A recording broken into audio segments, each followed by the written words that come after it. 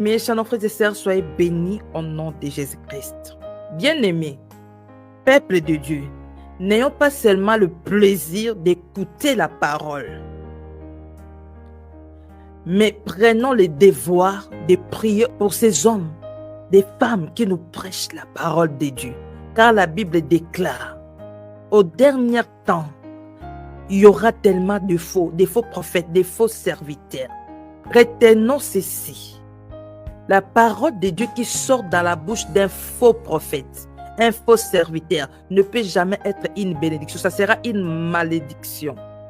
Un homme de Dieu, une femme de Dieu qui ne marche pas dans la sanctification, sa parole ne peut être une bénédiction.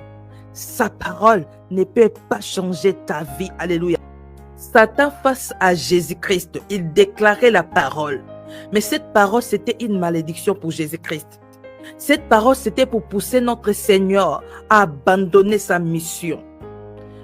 La parole de Dieu qui sort dans la bouche d'un faux prophète, un faux serviteur de Dieu, ne peut jamais être une bénédiction. Ça sera une malédiction. Voilà pourquoi nous avons le devoir de prier pour ceux qui nous enseignent.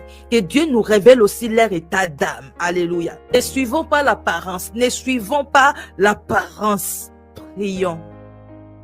Prions. Le temps est mauvais.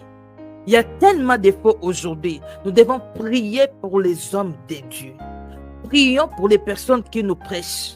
La Bible dit, faites du bien à ceux qui vous enseignent. Nous avons le devoir de faire du bien à ceux qui nous enseignent. À prier pour eux et à leur offrir aussi des choses. Nous avons le devoir. La Bible nous recommande. Alors, ne sois pas seulement une personne qui écoute. Car la parole que tu écoutes, ça peut te bénir, ça peut te détruire. La parole qui sort de la bouche des serviteurs de Dieu, ça peut être une malédiction ou une bénédiction. Alors prie afin que toutes les paroles que tu attends soient rien que de bénédiction et non de malédiction. Alléluia. Que la parole que tu écoutes te pousse à la repentance, à la conversion, à la sanctification. Alléluia. Aujourd'hui, nous écoutons tout le temps la parole de Dieu. On écoute tout le temps la parole de Dieu. Mais pourquoi on ne change pas? Parce que ce ne sont pas tous ceux qui prêchent qui sont des dieux.